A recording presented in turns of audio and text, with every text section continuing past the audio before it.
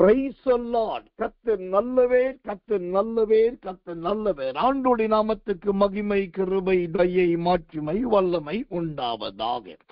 தேவனுடைய வார்த்தைக்கு ஆதாரமாய் சத்திய வேதத்திலிருந்து ஒரு வசனத்தை வாசிக்கிறேன். ஜெபத்தோடு கவனியுங்கள்.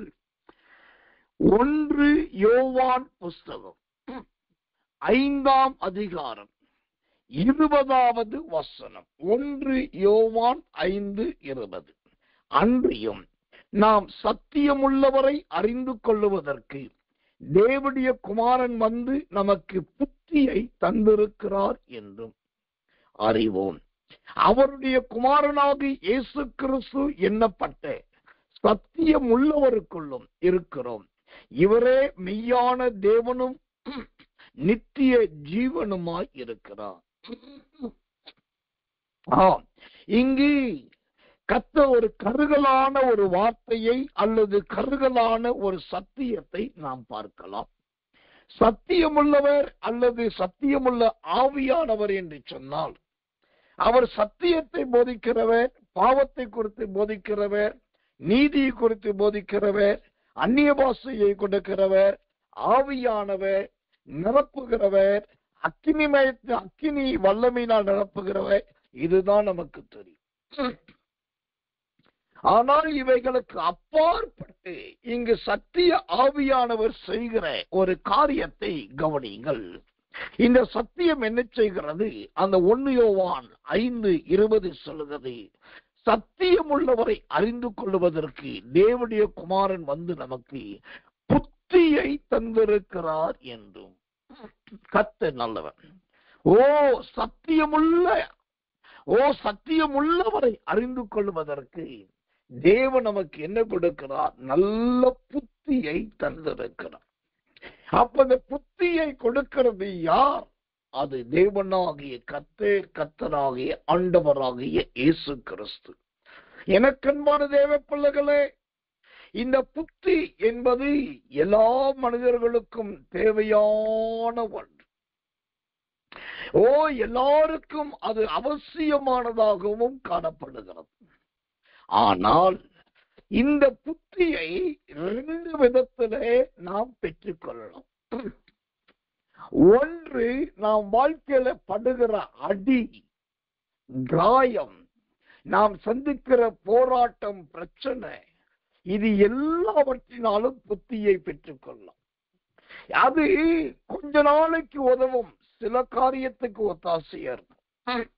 ஆனால் தேவனால் ஒரு புத்தியை பெற்றுக் கொள்வதற்குரிய பாக்கியம் நமக்கு உண்டு. அனுபவத்தினாலும் அடியினாலும் சூழ்நிலையாலும் பெற்றுக்கொள்ளுகிற புத்தியை விட அந்த தேவனால் கிடைக்கிற புத்தி இருக்கிறது பாருங்க, அதுதான் நம்மை தேவன் யார் என்பதை நமக்கு காண்பிக்கிறது. பரிசுத்த ஆவியானவர் யார் என்பதை காண்பிக்கிறது.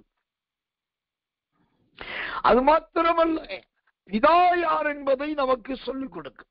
அப்போ தேவனிடத்திலிருந்து கிடைக்கிற அந்த புத்தி இந்த காலை வேளையிலே நமக்கு தேவை. இந்த புத்தியை கொடுக்கும் போது அந்த தேவனால் அருளப்படுகிற சத்தியத்தினால் பெற்றுக்கொள்ளுகிற அந்த புத்தியை நாம் சுதந்திரிக்கும் போது என்னெல்லாம் நடக்கிறது?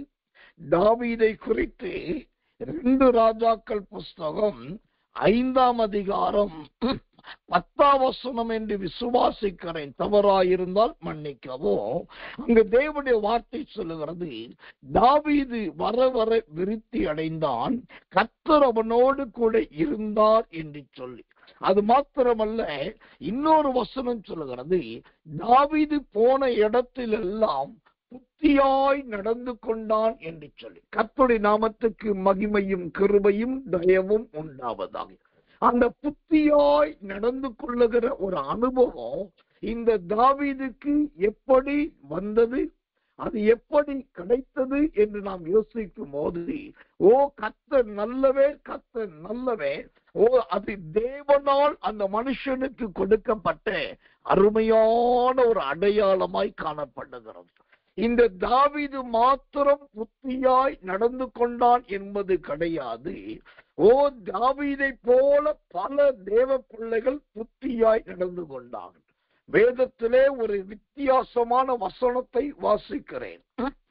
சங்கீதங்களின் புஸ்தகம் 36ஆம் அதிகாரம் 3வது வசனம். சங்கீதம் 36:3. அவன் வாயின் வார்த்தைகள் அக்கிரமமும் வஞ்சகமும் உள்ளது. புத்தியாய் நடந்து கொள்வதையும் நன்மை செய்வதையும் விட்டுவிட்டான். அல்லேலூயா. இங்கு சத்திய தேவனால் பெற்றுக்கொள்ளுகிற புத்தியை விட, நான் ஏற்கனவே சொன்னபடி அனுபவத்தினாலும் அறிவினாலும் சூழ்நிலையினாலும் பெற்றுக்கொண்ட அந்த புத்தி என்ன செய்வது பாருங்க. அவன் வாயின் வார்த்தைகள் அக்கிரமம் நிறைந்தது. அவனுடைய பேச்சு வஞ்சகம் உள்ளது. அவனுக்கு நன்மை செய்ய தெரியாது, நன்மை செய்வதை விட்டு விடுகிறார்கள். ஆனா தான் ரொம்ப புத்திமான் போல நடப்பார்கள்.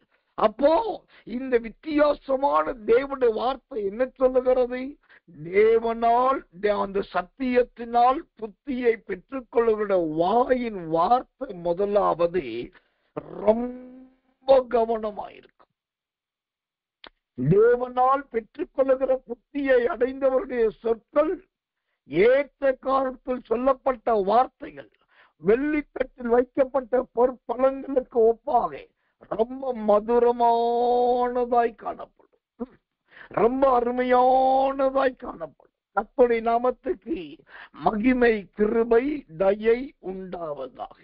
ஒரு இடத்துல ஒரு கதவு ஒரு கம்பியினால் கட்டப்பட்டிருந்தது. ஒரு கம்பியை வைத்து நல்ல இருக்க அதை சூழ கட்டி வைத்திருந்தாங்க. கடைசியில் அங்க வந்து ஒரு 3 பேர் அந்த கதவை திறப்பதற்கு முயற்சித்தார்கள். ஆனால் அது அவர்களுக்கு ஒத்துழைக்கவில்லை, அவர்களால் முடியவும் இல்லை. கம்பி இங்கிட்டு இழுத்தா அங்கிட்டு போகிறது, அங்கிட்டு போனா இங்கிட்டு வருகிறது, அவரால் முடியல. கடைசியில் இவங்க ரொம்ப போராடிட்டு பார்த்தேன். ஒரு வயது முதிர்ந்த மனுஷன் அங்க வந்தார். வந்து எதுவுமே கேட்கல, பின்னாடி நின்று பார்த்துட்டு இருந்தார். ஆளுக்கு ஒவ்வொரு பக்கம் இழுக்கிறதும் அந்த கம்பி இன்னும் இறுகி போறதும் கதவை திறக்க முடியாத பார்த்தார். கடைசியா அவர் மெதுவா கொஞ்சம் தள்ளிக்கோங்கன்னு சொல்லிட்டு சைகை தான் காண்பித்தார். சைகை காண்பித்து தள்ளிக்கோங்கன்னு சொல்லிட்டு உள்ளே நுழைந்த அவ அந்த கம்பி கட்டிலே 3 கம்பிகள் இருந்தது, 3 முனைகள் இருந்தது. இவர் நல்ல உத்து பார்த்துட்டு அந்த 3ல கரெக்டா ஒரு முனைய பிடிச்சு அவர் லைட்டா ஒரு ஓங்கி ஒரு இழுத்தார். 3 முனையில ஒரே ஒரு முனைய பிடிச்சு ஓங்கி ஒரு இழுத்தார் பாருங்க. அந்த சுற்றி இந்த அந்த கம்பியின் கட்டுகள் எல்லாம் தானாகவே அவிழ்ந்தது.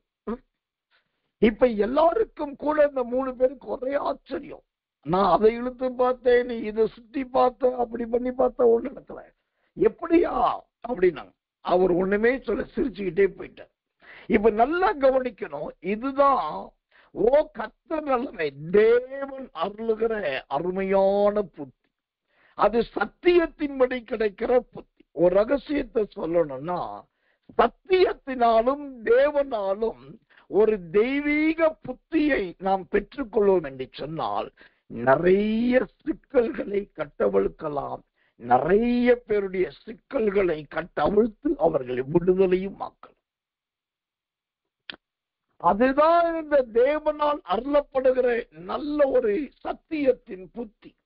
இந்த காலை வேளையிலே மகிமையின் தேவனாகிய கர்த்தர் இப்படிப்பட்ட அருமையான புத்தியினால் ஆண்டவர் ஆசீர்வதிக்க விரும்புகிறார். கர்த்தர் நல்லவே. 1 சாமுவேலின் புஸ்தகம் 18ஆம் அதிகாரம் 5வது வசனத்தை வாசிக்கிறேன், கவனிங்கள். 1 சாமுவேல் 18:5. தாவீது சவுல் தன்னை அனுப்புகிற எவ்விடத்துக்கும் போய் புத்தியாய் காரியத்தை நடப்பித்ததினால் சவுல் அவனை யுத்த மனுஷரின் மேல் அதிகாரியாக்கினான். அல்லேலூயா. கர்த்தர் நல்லவே.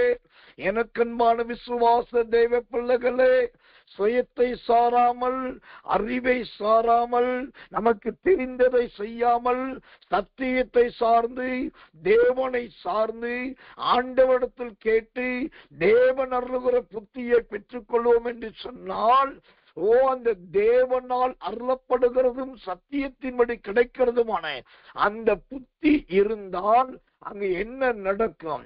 சாதாரண அனுப்பப்பட்டு கொண்டிருந்த தாவீது இப்ப யுத்த மனுஷர்களுக்கு மேலாக அதிகாரியாக உயர்த்தப்பட்டார். ஒரு புத்தி ஒரு மனுஷனை எங்கே கீழே தள்ளுகிறது என்று ஏற்கனவே பார்த்தோம். அவர்கள் தகாதவைகளை பேசுகிறவர்களும் வஞ்சகம் உள்ளவர்களுமாய் இருக்கிறார்கள். அந்த புத்தி அவர்களை கீழே தள்ளுகிறது. ஆனா இங்கே அதே தேவன் அருளின புத்தியோ ஒரு மனுஷனை அதிகாரியாக வைக்கிறது. சில குடும்பங்களிலே சில நேரத்திலே ரொம்ப புத்தீனமாய் நடந்து கொள்வாங்க. ஏன் இவங்க இவ்வளவு நல்ல ஸ்டேட்டஸ்ல இருக்கிறாங்க, எஜுகேட்டடா இருக்காங்க, நல்ல ஸ்பிரிச்சுவலா இருக்காங்க, நல்ல வேர்ட் ஆஃப் நாலேஜ் நிறைஞ்சவங்களா இருக்காங்க, நல்ல மினிஸ்ட்ரி பண்றவங்களா இருக்காங்க, நல்ல சகோதரனா இருக்காங்க, நல்ல சகோதரியா இருக்காங்க, ஆனாலும் ஏன் இப்படி ஒரு மதீனமா நடந்துக்கிறாங்க அப்படின்னு சில நேரத்துல சிலரை பார்த்தால் துக்கமும் வெசனவுமாய் இருக்கு. துக்கமும் வெசனவுமான காரியம். அப்போ அந்த மாதிரி ஒரு புத்தீனமான காரியங்கள் தேவ பிள்ளைகளாகி நம்முடைய வாழ்க்கையில வரவே கூடாது. அதற்கு நாம் இடம் கொடுக்கவும் கூடாது. தாவீது போதோ சவுலால் அனுப்பப்பட்ட எல்லா இடங்களுக்கு போய் அவன் செய்த காரியத்தை எப்படி செய்தான்னா ரொம்ப புத்தியாய் செய்தான். ரொம்ப புத்தியாய் செய்தான். தாவீது எதிலையா தன் புத்திய காண்பிச்சான்? அவன் செய்ததுல ரொம்ப சிறந்த புத்தியுள்ள காரியம் எதுன்னா பல காரியம் சொல்லலாம். அதுல ஒண்ணு பாருங்க. ஒரு நாள் தாவீது மலைக்கு மேல இருக்கிறான். அந்த பக்கத்துல சவுலும் அவனுடைய போர் படைகளும் இந்த பக்கத்துல கீழே படுத்துங்கிட்டு இருக்காங்க. அப்ப நடு ராத்திரி நேரம் தாவீதும் அவனுடைய போர்ப்படை தளபதியும் 2 பேரும் அப்படியே சவுளுடைய பாளையத்துக்குள்ள இறங்கி வர்றாங்க. இறங்கி வந்தாக்கா கர்த்தர் நல்லவன், எல்லாரும் படுத்து கிடக்குறாங்க. சவுல் படுத்து இருக்காரு, அவருடைய ஈட்டி நட்டு வைக்கப்பட்டிருக்குது. தாவீது பார்த்தாரு, அந்த ஈட்டி எடுத்தாச்சு. சோத்திர கூட இருக்கோ சொல்றான். 2 குத்தால ஒரே குத்தா குத்தி போட்டுருங்க.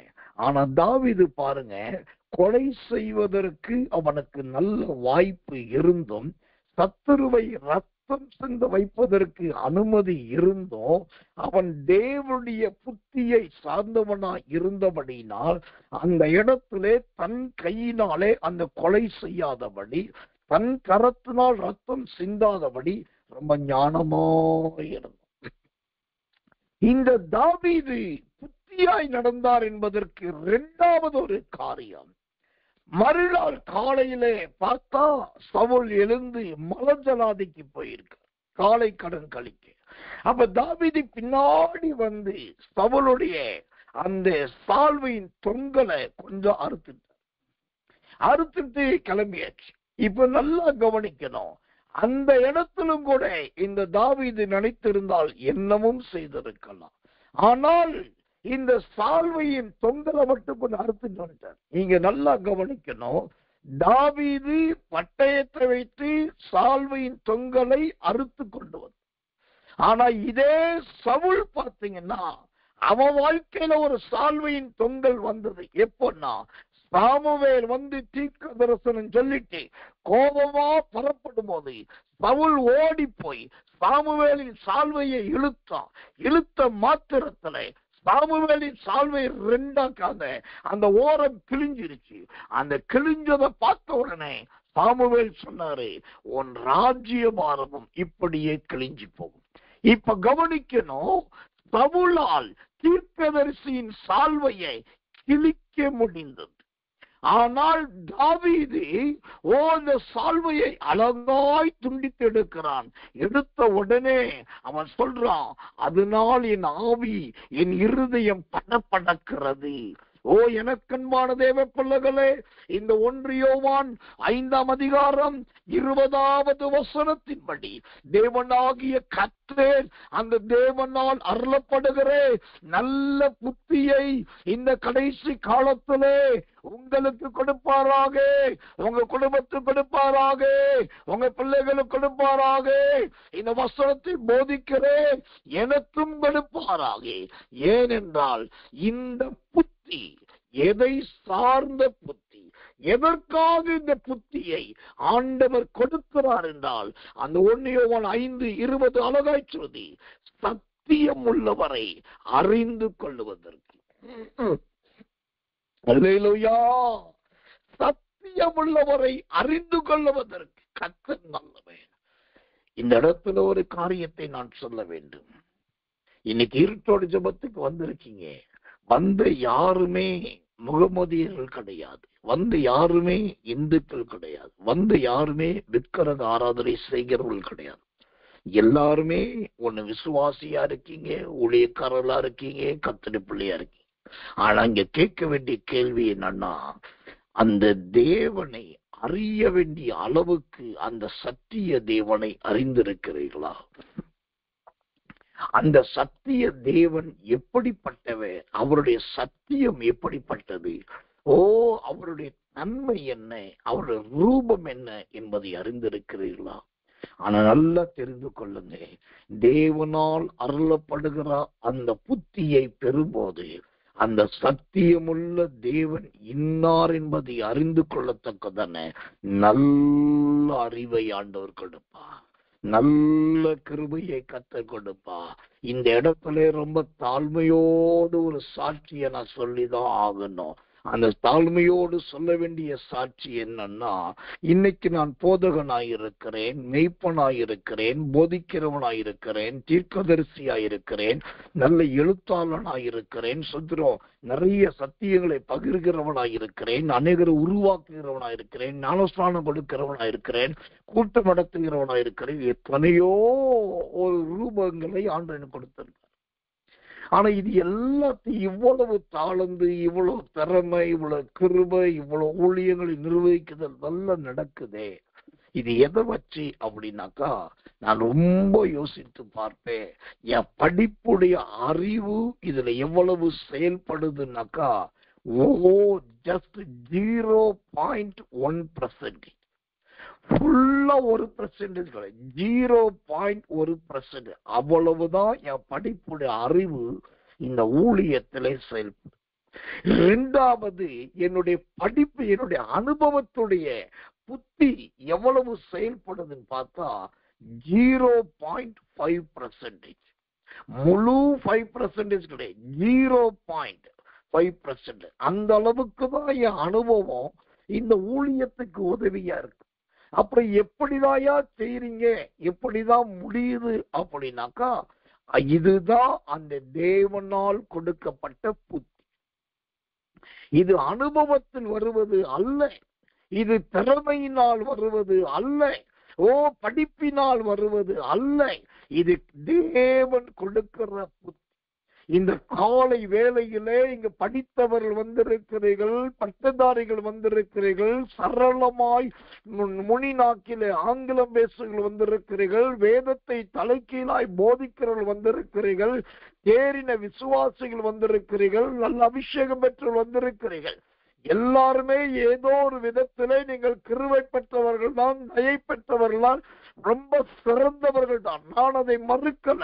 ஆனால் உங்களுக்கு இருக்கிற ஏதோ ஒரு இந்த கிருபையை விட அந்த கிருபைக்கு மேல் இன்றைக்கு அந்த சத்திய தேவனை அறியத்தக்கதானே ஒரு மகிமையின் புத்தியை ஆண்டவர் கொடுக்க விரும்புகிறார். அல்லேலூயா. வேதத்திலே தேவனோடையே நடந்துட்டு தேவனும் முகமுகமா பார்த்திருந்தோம். ஒரு கட்டம் வரும்போது அவர் தேவன்தான் என்று தெரியாமல் இருந்தவர்களும் உண்டு. புதிய ஏற்பாட்டிலே இயேசு கிறிஸ்து மரித்தார். மூன்றாவது நாள் உயிர்த்தெழுந்தார். அப்போ அங்கு மகதலேனா ஸ்திரீ இருக்கிறார். ஆண்டவர் அவளுக்கு தரிசனம் கொடுக்கிறார். ஆனா அவ என்ன நினைச்சா தெரியுமா? இயேசு ஒரு தோட்டக்காரர் என்று அவர் ஒரு தோட்டக்காரர் என்று நினைத்து, தோட்டக்காரரே என்னுடைய ஆண்டவரை எடுத்துக்கொண்டு போய்விட்டார்களா, நீர் பார்த்தீரா? அப்பதான் அவர் சொல்றாரு, மகளே என்று சொல்றாரு. அப்போ இதுக்கு முன்னாடி இயேசுவை தெரியும், இயேசுவோடு நடந்ததுண்டு, இயேசுவோடு இருந்ததுண்டு, இயேசுவோடு ஊழியம் செய்ததுண்டு, அவருடைய சொந்தம் உண்டு, அவருடைய பந்தம் உண்டு, எல்லாம் உண்டு. அவளுக்கு தெரிஞ்சிருந்தும் அந்த நடைமுறை அனுபவமாகிய புத்தி அவர் சத்தியத்தின் தேவன் என்பதை வெளிப்படுத்த முடியாதபடிக்கு, அந்த சத்தியத்தின் தேவனை உணர முடியாதபடிக்கு அவளுடைய புத்தி அங்கு மழுங்கி போயிருந்தது. ஆனால் ஆண்டவர் மகளே என்று சொன்ன மாத்திரத்திலே ரபுனி என்று அதன் பின்புதான் அவள் உணர்கிறார். எனக்கன்பான தெய்வ பிள்ளைகளே, பலருடைய அனுபவம் இதுதான்.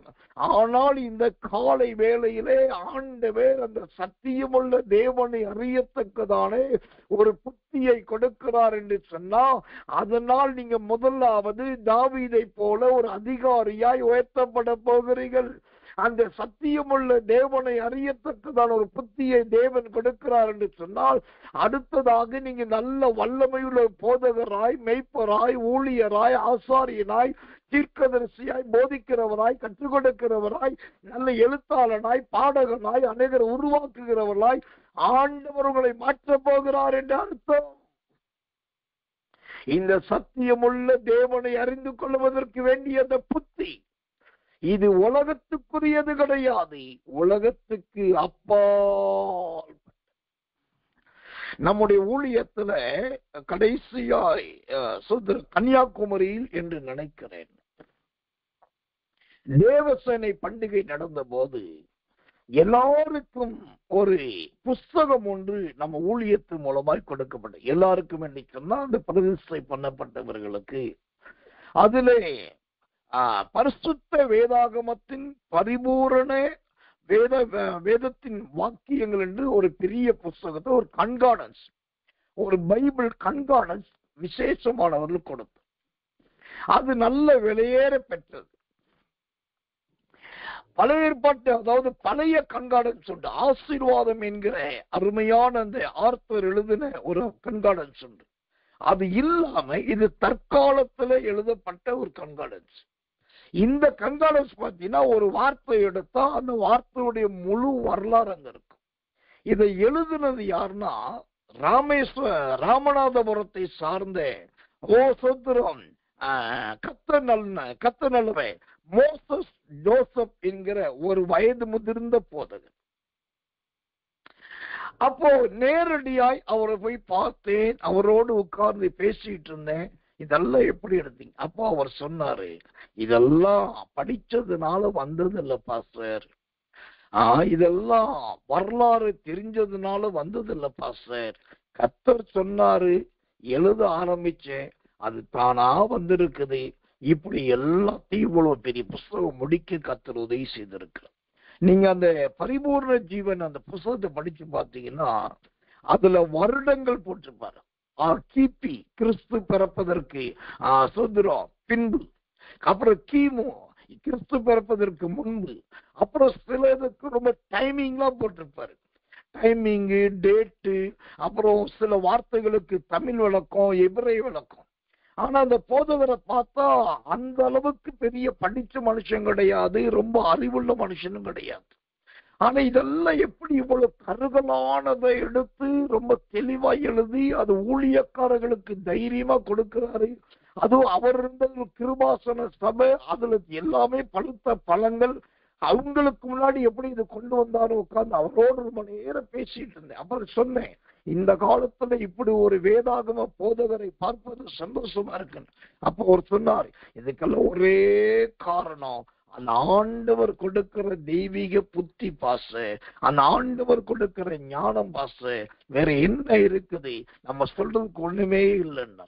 அப்ப ஏன் இதை சொல்றோம்னா, தேவன் கொடுக்கிற தேவனை அறியக்கூடியதான சத்தியத்தினுடையான அந்த புத்தி மூணாவது என்ன செய்யும்னா, நம்முடைய அறிவுக்கு அப்பாற்பட்ட காரியத்தை செய்ய வைக்கும். நம்முடைய புத்திக்கு அப்பாற்பட்ட காரியத்தை செய்ய வைக்கும். முதலாவது, அது ஒரு மனுஷனை அதிகாரியாய் மாற்றும். இரண்டாவது, அது ஒரு மனுஷனை நல்ல மெய்ப்பனாய், ஆசாரியனாய், போதகனாய், ஊழியனாய், தேவதாசனாய், தேவதாசியாய், கர்த்தருடைய பிள்ளையாய், தீர்க்கதரிசியாய், தகப்பனாய் மாற்றிவிடும். மூணாவது, நம்முடைய படிப்பறிவு, சுய அறிவு, அனுபவம் எல்லாத்துக்கும் விட அங்கே நமக்கே தெரியாத ஒன்றை ஆண்டவர் அழகாய் செய்ய வைப்பார். இந்த தெரியாத ஒன்றை செய்ய வைக்கிறது யார் வேதத்திலே என்று சொன்னா, பெசலேயேல் என்கிற அருமையான ஒரு மனுஷன்.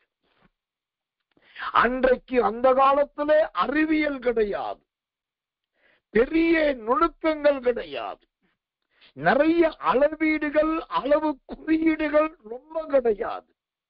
எல்லாம் ஒரு பொத்தாம் பொதுவா இருந்தது.